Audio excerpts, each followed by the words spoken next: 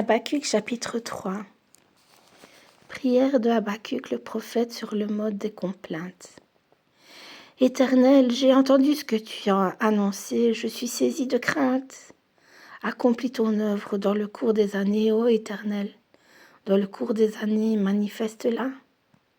Mais dans ta colère, souviens-toi de tes compassions. Dieu vient de tes mains. Le Saint vient de la montagne de Paran. Sa majesté couvre les cieux et sa gloire remplit la terre. C'est comme l'éclat de la lumière, des rayons partent de sa main, là réside sa force. Devant lui marche la peste, et la peste est sur ses traces. Il s'arrête, et de l'œil il mesure la terre, il regarde. Il fait trembler les nations. Les montagnes éternelles se brisent, les collines antiques s'abaissent, les sentiers d'autrefois s'ouvrent devant lui.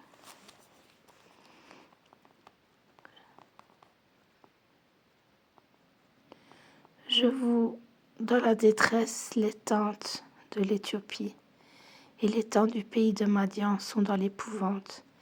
L'Éternel est-il irrité contre les fleuves? Est-ce contre les fleuves que s'enflamme ta colère, contre la mer que se répand ta fureur, pour que tu sois monté sur tes chevaux, sur ton char de victoire? Ton arc est mis à nu. Les malédictions sont les traits de ta parole.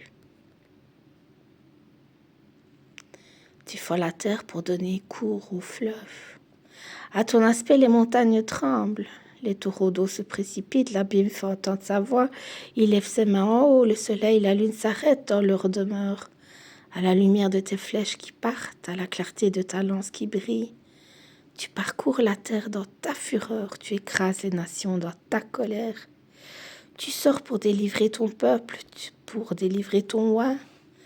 Tu brises le faîte de la maison du méchant. Tu la détruis de fond en comble.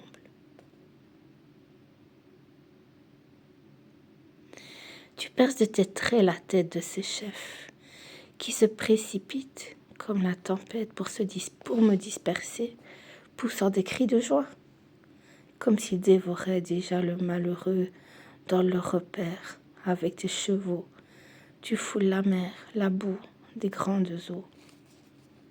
J'ai entendu, et mes entrailles sont émues. À cette voix, mes lèvres frémissent, mes os se consument, mes genoux chancellent.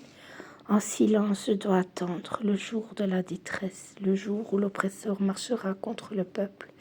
Car le figuier ne fleurira pas, la vigne ne produira rien, le fruit de l'olivier manquera, les champs ne donneront pas de nourriture, les brebis disparaîtront du pâturage, et il n'y aura plus de bœufs dans les étables. Toutefois,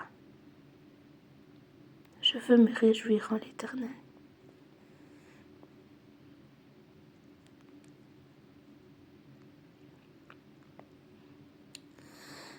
Je veux me réjouir dans le Dieu de mon salut.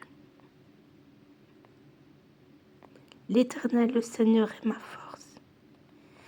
Il rend mes pieds semblables à ceux des biches, et il me fait marcher sur mes lieux élevés, au chef des chantres avec instruments à cordes.